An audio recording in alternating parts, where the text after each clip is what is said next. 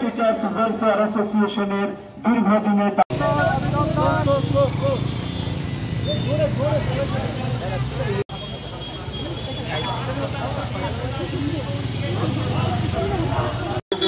অনেক অনেক অভিনন্দন ও ধন্যবাদ জানানো হচ্ছে।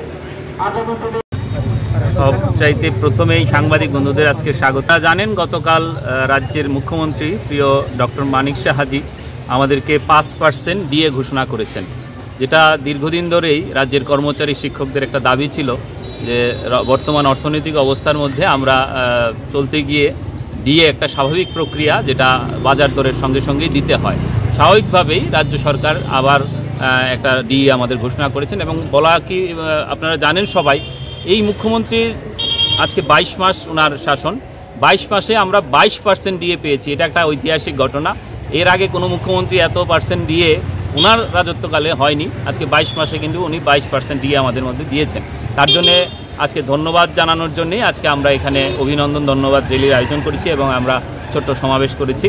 এবং আপনারা জানেন মুখ্যমন্ত্রী গত 15 ফেব্রুয়ারি রাজ্যে মুখ্যমন্ত্রী জন আরোগ্য যোজনা অর্থাৎ স্বাস্থ্য বিমা লাগু করেছেন, যেটা দীর্ঘদিনের আমাদের দাবি ছিল। Tripura TET teachers welfare association বরাবরই শিক্ষক স্বার্থে লড়াই করে যাচ্ছে এবং আমরা গত নভেম্বর মাসে মাননীয় অর্থমন্ত্রী প্রণজিৎ সিংহ রায়ের কাছে গিয়ে আমাদের যে 5 দফা দাবি ছিল, এর মধ্যে উল্লেখযোগ্য দাবি ছিল স্বাস্থ্য বিমা চালু করা। এবং আমরা আজকের এই র্যালি থেকে মাননীয় অর্থমন্ত্রী এবং মাননীয় মুখ্যমন্ত্রীকে ধন্যবাদ জানাই।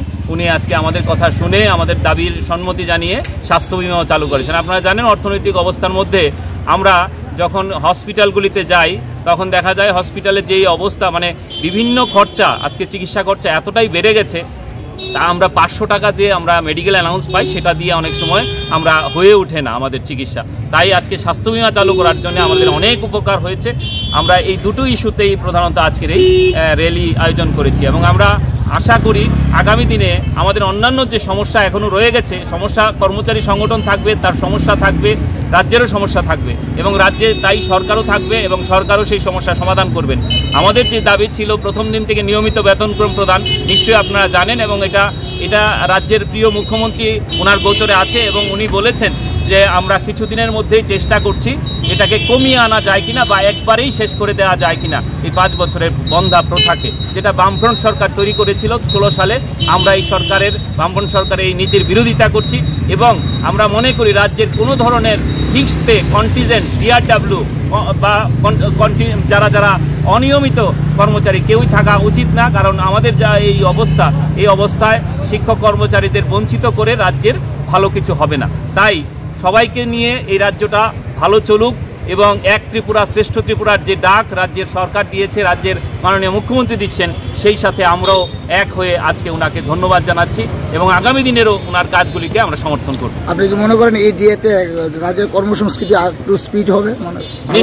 নিশ্চয়ই আপনারা জানেন যে কোনো সমাজে যখন আমরা মানুষ সবসময় আমরা একটা গতানুগতিকতায় থাকতে চাই।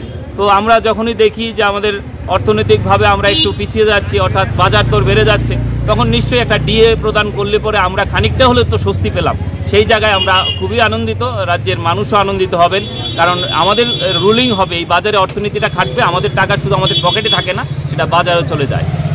আমরা অনেকেই শুনেছি যে মাননীয় শিক্ষা অধিকর্তা এনসি শর্মা স্যার ইতিমধ্যেই এর জন্যে একটা কমিটিও গঠন করেছেন যে ড্রেস কোড কীভাবে চালু করা যায় এবং উনি বলেছেন যে এটা করা খুব ভালো। এই উদ্যোগটা আপনাদের খুব ভালো উদ্যোগ, শুভ উদ্যোগ, ড্রেস কোড। এবং আমরা আরেকটা জিনিস চেয়েছিলাম, গাড়ি বা বাইকে লঘু, যেটা আপনারা জানেন যে আইনজীবী যারা তাদের একটা লঘু থাকে বা যারা আপনার ডাক্তার যারা আছেন প্রফেশনে তাদেরও একটা লঘু আছে। তো শিক্ষক যেহেতু জাতির মেরুদণ্ড বলে আমরা সবাই বলি এবং শিক্ষক প্রফেশনটাকে সবাই শ্রদ্ধা করে, তাই আমাদেরকেও একটা লঘু প্রদান নিশ্চয়ই করবেন, এই আশাও আমরা আজকের এই সভা থেকে করছি।